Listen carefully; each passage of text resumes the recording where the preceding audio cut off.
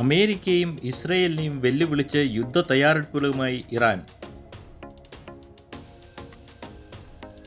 മിസൈലുകളും ഡ്രോണുകളും artificial intelligence സംവിധാനങ്ങളും ഉപയോഗിച്ചാണ് ഇറാന്റെ തയ്യാറെടുപ്പ്. ഇറാൻ റവല്യൂഷണറി ഗാർഡ് വലിയ തോതിലുള്ള നാവികാഭ്യാസം ഗൾഫ് ഓഫ് ഒമാനിൽ ആരംഭിച്ചു.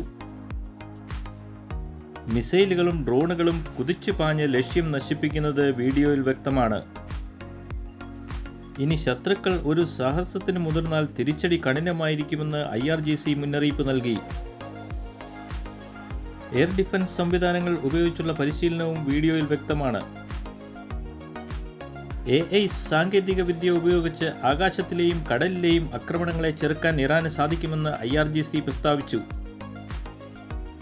ക്രൂയിസ് മിസൈലുകളും ബാലിസ്റ്റിക് മിസൈലുകളും ഉപയോഗിച്ച് ശത്രുവിനെ തകർക്കുന്നത് വീഡിയോയിൽ ദൃശ്യമാണ്. ഖദർ 110, ഖദർ 380, ഖദർ 303 മിസൈലുകൾ ഇറാൻ വിക്ഷേപിച്ചു. 2 ദിവസത്തെ പരിശീലനം പൂർത്തിയാക്കിയ IRGC തങ്ങൾ ഏത് യുദ്ധത്തെയും നേരിടാൻ തയ്യാറാണെന്ന് പ്രസ്താവിച്ചു.